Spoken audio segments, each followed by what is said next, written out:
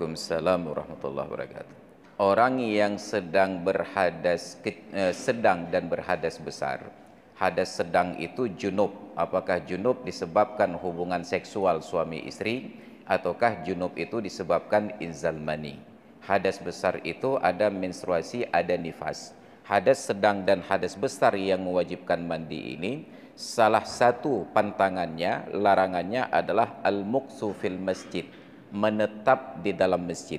Yang ada pengecualian hanya illa abiri sabilin, kecuali sekedar untuk nyebrang jalan. Rumah ganyan belah deh, telap belah no. Ataupun ganyan dari belah deh, kena cok timah belah no. Sekedar lewat. Jangankan duduk di dalam masjid, berhenti dalam keadaan berdiri saja, itu sudah haram. Misalnya sedang melangkah di dalam masjid untuk menyintas, tiba-tiba tertarik melihat pengumuman gedang itu untuk sekedar baca pengumuman, berhenti sekedar baca pengumuman bahkan sambil berdiri, itu sudah haram hukumnya. Tidak ada pengecualian walaupun untuk santri yang sedang belajar di dayah. Makanya di dayah yang ada masjid, biasanya masjid itu pada posisi dayah laki-laki, santri yang agam. Sedangkan yang perempuan itu berada di tempat terpisah. Dulu saya mengaji di Lamno, Dayah Budi. Tempat kami santri laki-laki itu ada Masjid Jangut namanya. Makanya Dayah Budi itu disebut Budi Mesja, Bahrul Ulum Diniyah Islamiyah Masjid Jangut.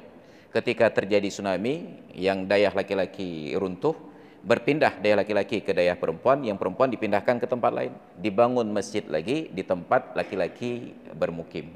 Jadi walaupun di pesantren, apalagi murid perempuan yang di pesantren, tetap haram masuk masjid dalam keadaan menstruasi, dan haramnya menjadi lebih berat sebab mereka berilmu.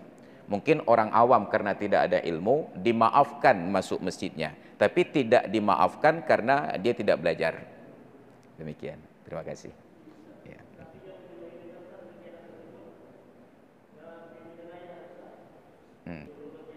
Iya.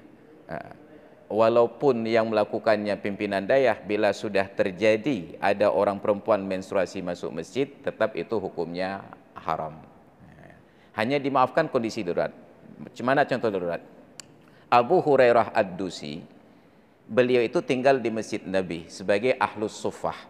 Ketika malam beliau berjunub, beliau tidak segera keluar untuk mandi. Beliau tidak masuk masjid dalam keadaan junub, tapi tidur di dalam masjid, tiba-tiba berjunub. Baru pagi hari ketika akan sholat subuh, beliau keluar untuk mandi. Maka yang dimaafkan bukan orang berjunub masuk masjid, tapi orang di dalam masjid setelah berada di dalam masjid terjadi junub, tidak wajib segera untuk keluar. Nanti ada kaidah yughtafaru fid dawam ma la yughtafar fil ibtida. Dimaafkan pada berkekalan sesuatu yang tidak dimaafkan pada permulaan. Demikian. Jadi tidak ada pengecualian dalam agama karena yang puput yang pimpinan dayah. Tidak ada pengecualian. Demikian. Terima kasih.